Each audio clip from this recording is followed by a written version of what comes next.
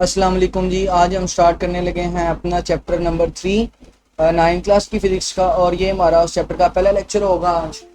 हमारे पास हमने हमारे चैप्टर का नाम है डायनामिक्स, और इस डायनामिक्स का मतलब क्या है इसको हम थोड़ी देर बाद डिस्कस करते हैं। मेरा नाम है सरसद अली और मैं बीएस फिज़िक्स कर रहा हूँ फ्रॉम यूटी लाहौर। चलें स्टार्ट करते हैं। पहली बात आपने याद रखनी है, अगर आपको याद हो तो आपने 9th क्लास की फ़िज़िक्स के पहले चैप्टर में एक टर्म पढ़ी थी ब्रांचेज ऑफ फिजिक्स में, जिसको मैकेनिक्स बोलते थे। आप सबको याद होगा। बेटा याद रखना, मैकेनिक्स की आगे से दो ब्रांचेस थी जो कि बताई तो नहीं जाती लेकिन आपको पता होनी चाहिए अब इस लेवल पे। एक ब्रांच थी काइनेमेटिक्स जो कि आपने चैप्टर नंबर 2 पढ़ा था, और एक ब्रांच है चैप्टर नंबर 3 का नाम जो कि डायनामिक्स। समझ आ रही है? ये चैप्टर नंबर 3 है। सो आपने मैकेनिक्स पढ़ी थी 9th क्लास की फिजिक्स में, और आपके पास उसकी दो ब्रांचेस थी। पहली ब्रांच आपके पास थी काइनेमेटिक्स और दूसरी ब्रांच थी डायनामिक्स। अच्छा, मैकेनिक्स में आपने क्या पढ़ा था? आपने मैकेनिक्स में पढ़ा था मोशन क्या होता है। अच्छा, आपने पढ़ा था मोशन के कॉजेस क्या होते हैं, और आपने पढ़ा था उसके इफेक्ट्स क्या होते हैं। अगर आपको याद हो तो आप ये तीन चीजें पढ़ा करते थे मैकेनिक्स में। अब आज बात करें काइनेमेटिक्स की, तो काइनेमेटिक्स में आप मोशन तो पढ़ते थे क्योंकि kinematics is the study of motion. लेकिन अगर आपको याद हो तो उस डेफिनेशन में लिखा था विदाउट स्टडिंग द कोज, यानी आप मोशन तो पढ़ोगे लेकिन ना तो आप कॉजेस पढ़ोगे ना तो इफेक्ट्स। सिर्फ किसको पढ़ोगे? मोशन को। अच्छा, आगे डायनामिक्स की बात करें अगर, तो डायनामिक्स में आपने याद रखना है डायनामिक्स मैकेनिक्स की एक ब्रांच है जिसमें हम मोशन के बारे में पढ़ते हैं, लेकिन साथ साथ हम कॉजेस भी पढ़ते हैं और साथ साथ हम इफेक्ट्स को भी पढ़ते हैं। यानी हम ये भी पढ़ेंगे। काइनेमेटिक्स में हम सिर्फ मोशन को पढ़ते थे, कॉजेज इफेक्ट्स नहीं पढ़ते थे, लेकिन डायनामिक्स में हम मोशन भी पढ़ेंगे और कॉजेज और इफेक्ट्स भी पढ़ेंगे। चलें स्टार्ट करते हैं। हमारा पहला टॉपिक जो है ना आज का, वो है फोर्स।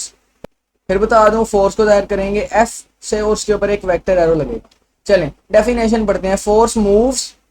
सो हमारे पास फोर्स की डेफिनेशन है कि फोर्स मूव करती है और टेंड्स टू मूव। बेटा टेंड्स के लिए आपने याद रखना है, टेंड्स का मतलब होता है ट्राई टू। तो फोर्स मूव करती है, मूव्स, और टेंड्स टू मूव, या मूव करवाने की ट्राई करती है, इसको समझते हैं। ये आपके पास एक गोल्फ बॉल है और ये आपके पास एक स्टिक है। ये स्टिक इस बॉल को जब हिट करेगी तो एक फोर्स लगाएगी एफ, और जब ये बॉल हिट होगी, अभी मुझे बताएं ये बॉल किस पे है, तो बच्चे कहेंगे सर रेस्ट पे है, लेकिन जब हिट होगी तो बॉल इधर को मूव कर जाएगी, यानी बॉल किस में आ जाएगी? मोशन में। यानी इस फोर्स ने इस रेस्ट वाली बॉल को क्या करवा दिया? मूव करा दिया, मोशन में ले आई। तो यही तो लिखा है, फोर्स मूव्स और टेंड्स टू मूव। अच्छा, इसी तरह स्टॉप्स और टेंड्स टू स्टॉप। मसलन आपके पास एक कार है या ट्रक है और आप उस ट्रक में मूव कर रहे हैं, यहाँ पर एक दीवार है, जब ये इससे टकराएगा तो दीवार इसके ऊपर फोर्स लगाएगी, और उस फोर्स लगाने से ट्रक का एक्सीडेंट तो होगा ही होगा लेकिन ट्रक रुक जाएगा, यानी फोर्स इस ट्रक को क्या कर देगी? स्टॉप। तो फोर्स स्टॉप्स और टेंड्स टू स्टॉप, या स्टॉप करती है, स्टॉप करने की कोशिश करती है। इसके अलावा में change the direction of motion, ये डायरेक्शन ऑफ मोशन को चेंज भी कर सकती है। इसका मतलब क्या है? अगर आपके पास ये एक बॉल है और ये बॉल ऊपर की तरफ मूव कर रही थी, यहां से किसी ने इसके ऊपर फोर्स लगाई, इस तरफ को बैट लगाया, तो आपको पता है ये इधर को मूव कर जाएगी। तो पहले देखो ये इधर को मूव कर रही थी, अब ये इधर को मूव कर गई, इसकी डायरेक्शन ऑफ मोशन ऐसे चेंज हो गई, इधर को चली गई है, तो मे change the direction of motion. तो यानी इस वाली फोर्स ने इस बॉल की डायरेक्शन ऑफ मोशन में कर दी है चेंज। अच्छा, इसकी एक और तरीके से डेफिनेशन इस तरह से की जाती है कि force can be a push. Force या तो पुश होगा धक्का, और पुल या खिंचाव होगा। अच्छा, पेपर में ये डेफिनेशन नहीं लिखनी, बात बच्चे इसको शॉर्ट डेफिनेशन समझ के लिख देंगे, यानी पेपर में नहीं लिखनी है, समझने के लिए। इसको एक डायग्राम से समझें। यहाँ पर ये एक बंदा है और ये इस रेडी को धक्का लगा रहा है इस तरफ को, ये रेडी को पुश कर रहा है, धकेल रहा है, और यहाँ पर लगाने में इसको फोर्स लग रही है, यानी ये वाली फोर्स एक पुश है। इसी तरह यहाँ पर अगर आप देखें तो ये बंदा इस रस्सी को खींच रहा है, खींचने को बोलते हैं पुल, और खींचने में फोर्स लग रही है, यानी यहाँ पर फोर्स क्या है? पुल। तो फोर्स कैन बी अ पुल और force can be a push. आगे चलते हैं। कॉन्सेप्ट में आपने क्या देखना है, अब यहाँ पर हम इसका फार्मूला डिस्कस करेंगे, हम इसका यूनिट डिस्कस करेंगे, और देन हम इसकी क्वांटिटी डिस्कस करेंगे कि ये स्केलर है या वेक्टर। पहले फार्मूले की बात करते हैं, तो इसका फार्मूला निकलता है न्यूटन के सेकंड लॉ से, लेकिन वो हम अगले लेक्चर्स में डील करेंगे। अभी आप सिर्फ इसका फार्मूला डायरेक्ट ही याद कर लें। देखें, फोर्स का फार्मूला होता है force equals to mass multiply by acceleration. ये फोर्स का फार्मूला है। यहां से मैंने भी आपको बताया फोर्स को कैसे लिखना है। यहाँ पर देखें, मैंने बताया हुआ कि फोर्स को एफ से लिखना है, तो यहाँ पर मैं फोर्स को एफ से लिखता हूँ, लेकिन ऊपर वेक्टर एरो। मैस को आपको पता है छोटे एम से जाहिर करते हैं, मल्टीप्लाई, और यहाँ पर मेरे पास है एक्सेलरेशन ए। तो आपने देखा कि फोर्स को लिखते हैं F equals to m a, यहाँ पर एम है मैस और ए है एक्सेलरेशन। यूनिट की बात करें तो आपने अभी याद रख लेना है, इसका ऐसा यूनिट है न्यूटन, जिसको हम जाहिर करते हैं एन से। इसका ये यूनिट कैसे है इसको भी हम न्यूटन के सेकंड लॉ में पढ़ेंगे।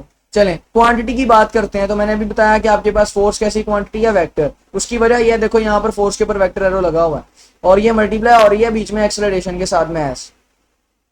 तो एक्सेलरेशन एक वेक्टर है, इस वजह से आंसर में भी वेक्टर ही आएगा।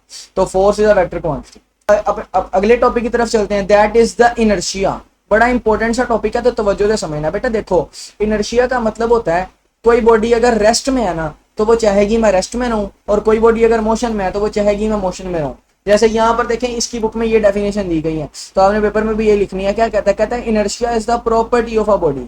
इनर्शिया बॉडी की प्रॉपर्टी है, खासियत है, ड्यू टू विच, जिसकी वजह से it resist any change in its state of rest और मोशन। क्या कहता है इनर्शिया बॉडी की वो प्रॉपर्टी या वो खासियत है जिसकी वजह से वो अपनी स्टेट को चेंज करने से रेजिस्ट करती है। रेजिस्ट का मतलब होता है ओपोज करती है, रोकती है। मसलन अगर आपके पास यहाँ पर तवज्जो से देखिएगा, आपके पास एक ट्रक है और ट्रक मूव कर रहा है, यानी अब ट्रक किसमें, मोशन में। तो ट्रक मोशन में, एक बंदा इसको रोकना चाहेगा तो क्या ये रुकेगा? नहीं, ये चाहेगा मैं किसमें रहूं, मोशन में। इसी को इनर्शिया बोलते हैं।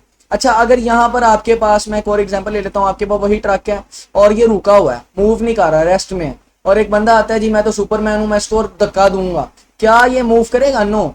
क्यों? क्योंकि ट्रक किस में पड़ा हुआ है, रेस्ट में। तो वो चाहेगा मैं किस में रहूं, रेस्ट में। और यहाँ पर ये वाला ट्रक किस में था, मोशन में। तो ये चाहेगा बंदे को उल्टा के चला जाऊं आगे, किस में रहूं, हमेशा मोशन में। इसको बोलते हैं इनर्शिया, कि बॉडी रेस्ट में है तो चाहेगी रेस्ट में रहूं, और बॉडी अगर मोशन में है तो चाहेगी मोशन में रहूं। अब ये डिपेंड किस पे करता है? So inertia depends upon the mass of the body. Inertia किस पे डिपेंड करता है? मास पे। क्या मतलब है? अगर मास ज्यादा हुआ, बॉडी का वजन ज्यादा हुआ, तो इनर्शिया भी ज्यादा होगा। तो वजन ज्यादा हो तो बॉडी को मूव कराना मुश्किल है, और अगर मास कम हुआ, बॉडी हल्की हुई, तो उसका इनर्शिया भी कम होगा। ये आपका इनर्शिया बोर्ड का एक इंपॉर्टेंट शॉर्ट क्वेश्चन है, और आपने इसको एज इट इज लिख लेना। इधर आप हेडिंग देंगे, डेफिनेशन पूरा लिखेंगे, मैंने थोड़ा लिखा है, डिपेंडेंस, और फिर ये इक्वेशन लिखेंगे। इसकी बुक में एक एग्जांपल इस तरह से दी गई है। यहाँ पर अगर आप देखें तो आपके पास ये एक कॉइन पड़ा हुआ, और अगर मैं आपसे पूछूं कि ये कॉइन किसके ऊपर है, तो बच्चे कहेंगे सर कॉइन रेस्ट के ऊपर है। और अभी हमने इनर्शिया पढ़ा, इनर्शिया क्या कहता है कि अगर बॉडी रेस्ट में है तो वो चाहेगी मैं रेस्ट पे रहूं, यानी ये कॉइन किस पे जाएगा, रहना, रेस्ट पे। अगर मैं इसको यहाँ से मूव कराऊं तो कार्डबोर्ड तो मूव करेगा, लेकिन ये कॉइन किस में रहना चाहेगा, रेस्ट में रहना चाहेगा। यानी यहाँ पर देखो मैंने कार्डबोर्ड को हिला दिया, यहाँ पर कॉइन पड़ा हुआ था, तो कॉइन यहीं पर रहना चाहेगा। कॉइन यहाँ से यहाँ नहीं गया, कॉइन इधर पड़ा रहा, और फिर ग्रेविटी ने इसको किधर खींच लिया, नीचे, तो ये कॉइन यहाँ पर आ। यानी कॉइन कहाँ पर रहना चाहता था, रेस्ट में, तो वो कहाँ पर रहा, रेस्ट में। इसी को ही बोलते हैं इनर्शिया। चलें आगे चलते हैं। अगला हमारा टॉपिक है जी मोमेंटम। बड़ा इंपॉर्टेंट टॉपिक है बेटा। पहली बात, मोमेंटम का मतलब होता है इम्पैक्ट। इसको मैं समझाने के लिए इम्पैक्ट बोलता हूँ, मतलब असर। अच्छा मोमेंटम को पहली बात आपने याद रखनी है, पी से जाहिर करते हैं और ऊपर वेक्टर एरो भी लगता है। मोमेंटम ऑफ द बॉडी, किसी बॉडी का momentum is the quantity of motion. ये मोशन की क्वांटिटी है, यानी कितना मोशन वो करती है। It possesses due to its mass, mass की वजह से, और किसकी वजह से, वेलोसिटी। यानी मोमेंटम में गोया दो चीजें होती हैं, पहला हमारे पास होता है मास, और दूसरी हमारे पास उसकी वेलोसिटी होती है, वी। ठीक है जी। तो मोमेंटम होता क्या है, देखो अगर किसी बॉडी के पास, हमारे पास अगर किसी मास के पास, मसलन ये आपके पास एक ट्रक है और इस ट्रक का मास है, और ये मूव करने लग गया, तो इसके पास वेलोसिटी आ जाएगी। तो जब किसी मास के पास वेलोसिटी आए और ये बंदा इसको रोकना चाहे, क्या ये रुकेगी? नो, ये मूव ही करती रहेगी, बंदे को कुचल देगी। यानी क्यों? क्योंकि इस मास के पास क्या आ गई है, वेलोसिटी। ट्रक के पास क्या आ गई है, वेलोसिटी। तो ट्रक के पास जो वेलोसिटी आई है उसको क्या बोलते हैं, मोमेंटम। और मोमेंटम क्या है कि ट्रक अपने आप को रोकना नहीं चाह रहा, उस मैच के पास जो वेलोसिटी आई है, यानी मोमेंटम आया, वो खत्म होना नहीं चाह रहा। मोमेंटम होता है इम्पैक्ट। मैच के पास वेलोसिटी आई, उसका इम्पैक्ट क्या हुआ कि रुकेगा नहीं, बंदा कुचल जाएगा।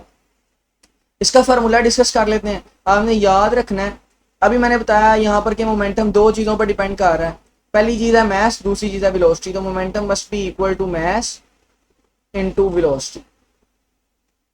ये हमारे मोमेंटम का फार्मूला है। और मोमेंटम को जाहिर करते हैं P से, मास को M से, और V को V से, और ऊपर वेक्टर एरो लगेगा वेलोसिटी को V से। सो P इक्वल्स टू mv ये मोमेंटम का फार्मूला है। यहाँ से अब इसका यूनिट निकाल लें।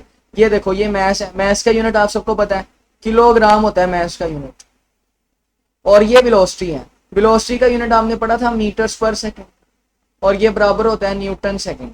ठीक है जी, ये न्यूटन सेकंड कैसे है बच्चे पूछते हैं, इसको हम फिर किसी लेक्चर में डिस्कस करेंगे, मैं भी कल वाले लेक्चर में डिस्कस कर दूँ, लेकिन अभी आपने सिर्फ याद रखना है। लेकिन यहाँ पर भी कुछ बच्चे कंफ्यूज हो जाते हैं, तो मैं पहले बता दूं, इसका SI यूनिट वो किलोग्राम मीटर पर सेकंड ही है, न्यूटन पर सेकंड SI नहीं है, न्यूटन सेकंड सॉरी, ये है यूनिट तो है लेकिन SI नहीं है। SI कौन है, किलोग्राम मीटर पर सेकंड। और ये क्वांटिटी कौन सी है, ये वेक्टर क्वांटिटी है, क्योंकि देखो इसके ऊपर यहाँ पर वेक्टर एरो है, और क्योंकि वेलोसिटी एक वेक्टर है इसलिए मोमेंटम भी वेक्टर। आगे चलते हैं हमारे पास, इसको एक एग्जांपल से समझते हैं। यहाँ पर सब तवज्जो से देखें, यहाँ पर देखें जी, ये आपके पास एक अर्थ का मॉडल है, या बॉल लगा लें। अब आप सब जानते हैं कि इस बॉल के पास मास होगा, और जब ये इधर को मूव कर रही है तो इसके पास वेलोसिटी भी होगी, मास है तो वेलोसिटी है, और अगर मास के पास वेलोसिटी है इसका मतलब उसके पास मोमेंटम भी तो है ना। मोमेंटम यही था ना, P इक्वल्स टू mv, यानी मास के पास वेलोसिटी आ जाए तो बॉडी के पास क्या आ जाता है, मोमेंटम। सो ये मास है और ये वेलोसिटी है, तो इस बॉल के पास क्या होगा, मोमेंटम होगा। और जब ये इस तरह से आगे को मूव कर रही है यहाँ पर, तो मैंने अभी आपको बताया था कि मोमेंटम का मतलब है असर, यानी इस बॉल का मोमेंटम जब इधर आगे लगता है तो ये उसका असर है, ये आगे चली जाती है। तो अगर एक बॉल आएगी तो एक बॉल का असर आगे जाएगा, अगर दो टकराएंगी तो दो बॉल्स फिर आगे जाएंगे। ये मोमेंटम है। मोमेंटम क्या होता है जी, अगर किसी मैच के बाद वेलोसिटी आ जाए तो वो उसको मोमेंटम बोलते हैं, या उस मैच के बाद वेलोसिटी आ जाए उसका जो इम्पैक्ट होता है, असर होता है, उसको मोमेंटम बोलते हैं। ये आपका आज का लेक्चर था।